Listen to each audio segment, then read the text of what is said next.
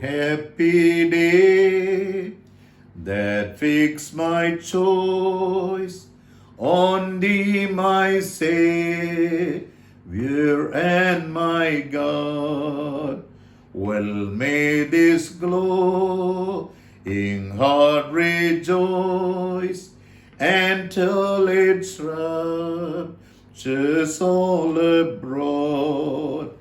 Happy day, when Jesus washed my sins away. He taught me how to watch and pray and live rejoicing every day. Happy day, when Jesus washed my sins away. It's done, the great transaction's done. I am my Lord's and He is mine. He drew me and I followed on, charmed to confess the voice divine. Happy day, when Jesus washed my sins away. He taught me how to watch and pray and live rejoicing every day.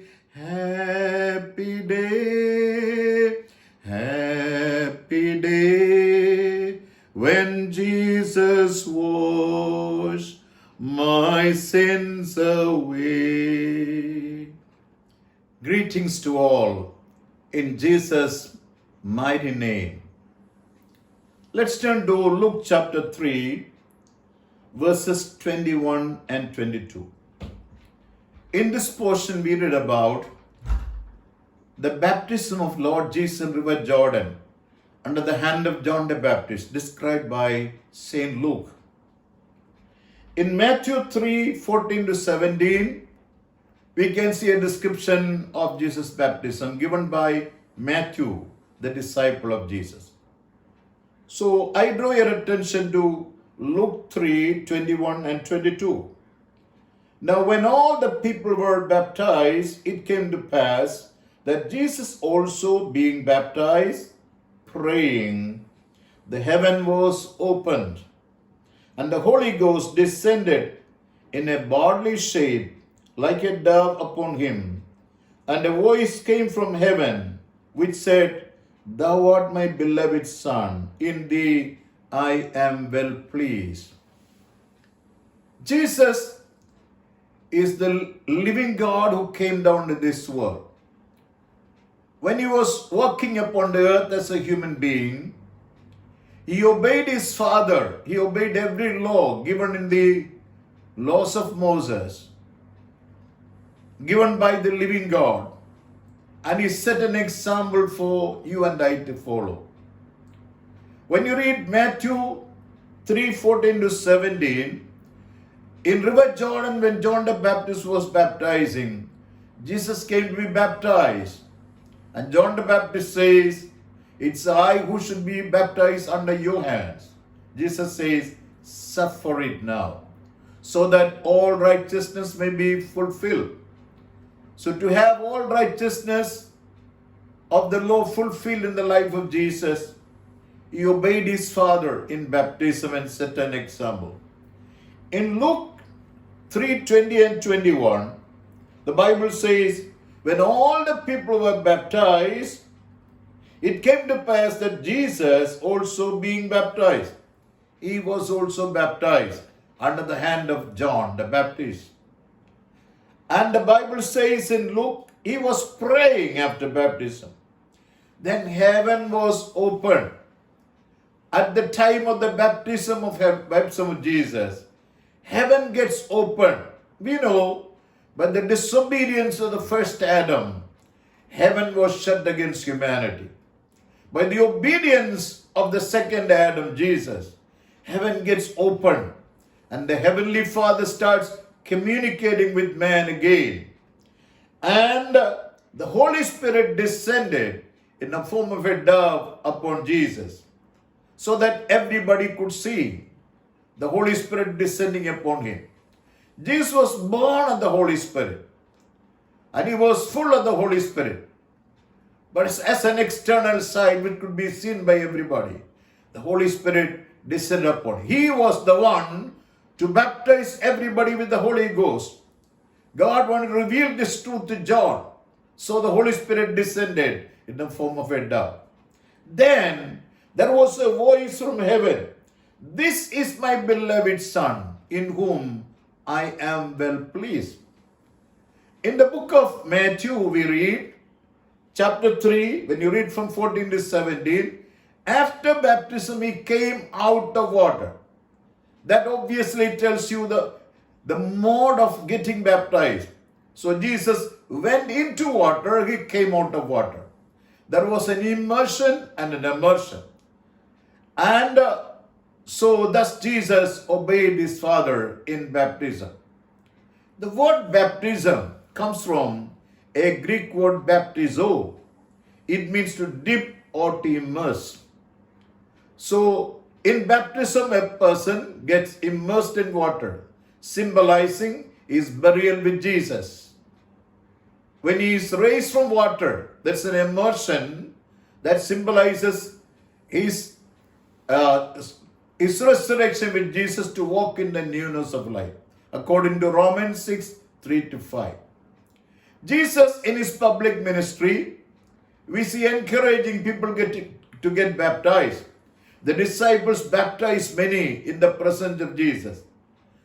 So, after getting baptized and encouraging people to be baptized, before he ascended to heaven, when he gave the last commission to the disciples to go all over the world and preach the good news, Matthew 28:19, Mark 16:15 and 16, Jesus commanded that gospel should be preached to every creature, and those who believe should be baptized, and the word should be taught to them. And they should be made disciples according to the word of God. In Mark 16:15 and 16, Jesus says, go into all the world and preach the good news. Those who believe and are baptized will be saved. So believing is very important before getting baptized. Every believer in Christ has to obey God in water baptism according to the word of God. So Jesus himself took baptism, set an example for you and I to follow. And he gave us the command. In Matthew 28:19, Mark 16:15 and 16, when Jesus gives this command, we should remember it is not optional, it is mandatory for every believer in Jesus Christ. In Acts chapter 2, verse 38, when Peter is preaching the word on the day of Pentecost, Acts 2:38, Peter says to the people who are listening to his word, the Jewish people, he talks about the tribes of Israel. He told them they crucified the Lord. Then they asked, what should we do? Peter says, repent and be baptized for the remission of sins, and you shall receive the gift of the Holy Spirit. When Jesus took baptism, when he came on water, according to Luke's description, when he was praying, the Holy Spirit descended. So when a person obeys the Lord in water baptism, and asks the Lord, God will baptize him with the Holy Spirit to make him a witness for Jesus Christ. In the book of Acts, we can see many times there are descriptions of people getting baptized and joining Jesus Christ. Acts 8:12, men and women in Samaria. Acts 8:38, the Ethiopian eunuch who believed in his heart and who confessed with his mouth was baptized by Philip at a place where there was much water. In Acts 9:18, We read about the baptism of Saint Paul, who was directly called by Jesus for ministry. In Acts 10, 45 to 46, 45 to 47, we read about the baptism of the family of Cornelius, who were filled with the Holy Spirit. Before they had taken water baptism, they were commanded to be baptized. In Acts 16:15, Lydia and all members who believed were baptized in their household. Those of her household were baptized. Acts 16:33, the Philippian jailer and his household. And also Acts 18:8 and 9. Crispus, the church ruler, and in Corinth many were baptized. Acts 19:5, we read about the believers of Ephesus who had taken John's baptism, were given the New Testament baptism. So in Acts 22:60 it is written, why the delay? Arise and be baptized and wash away your sins. So Jesus commands, the disciples commanded, and the word of God encourages everyone to obey the word of God. Jesus obeyed his Father. He was humble enough to obey his Father in everything, so that all righteousness may be fulfilled in his life. To have God's righteousness fulfilled in our lives, we have to repent of our sins, confess our sins to God, and receive pardon, receive Jesus into our hearts as our Lord and Savior, and join him through baptism, receive the Holy Spirit by asking the Lord to fill us with his Spirit, and we should become witnesses for the Lord, leading a holy life. God wants us to be powerful witnesses for him. When you read Romans 6:3 to 5, it tells you what is the spiritual significance of baptism. The spiritual significance is a person who has repented of his sins gets buried with Jesus through baptism, and as he joins him when he is raised from water, it is to walk in the newness of life by the resurrection power of Jesus. Colossians 2:12 also tells you like that. Galatians 3:27 says, we put on Jesus by baptism. 1 Peter 3:21 tells you, it's a prayer request unto God to receive a good conscience. Our evil conscience is taken away, and God gives us a good conscience. It's by receiving a good conscience we go to worship the Lord in spirit and in truth. True worshippers worship the Lord in spirit and in truth. When we obey the word, when we yield ourselves to the will of God, when we are ready to walk according to the word of God, heaven will be open. We will hear the voice of the Lord telling us, this is my beloved Son, in whom I am well pleased. The Heavenly Father will be pleased with everyone who obeys the word of God. So Jesus, when he obeyed his Father, the Father said, this is my beloved Son. When we receive this into our hearts and obey his word, we are adopted into God's family, and God will speak about you as a beloved Son in whom he is well pleased. What is the advantage of getting adopted into God's family? Once we are adopted into God's family, we become heirs and joint heirs with Jesus Christ. All the rights and privileges of Jesus before his Father will be ours. And when Jesus prayed, the Heavenly Father answered his prayer. When we become his beloved children, when we pray in Jesus' name, he will hear our prayer. He will honor our request. When we delight in the Lord, he will give us the desires of our heart. As you have listened to God's word, I want everybody to search your hearts and see whether you are ready to obey the word of the Lord. In many areas, maybe you have obeyed God, but there are areas where you have to humble yourself. Jesus, being the Son of God, humbles himself, goes and gets baptized in the hand of John the Baptist. Think of his humility. Think of his desire to please his Father. Think of his desire to be humble before his Father when he is upon the earth. And heaven gets opened and the Holy Spirit descended upon him.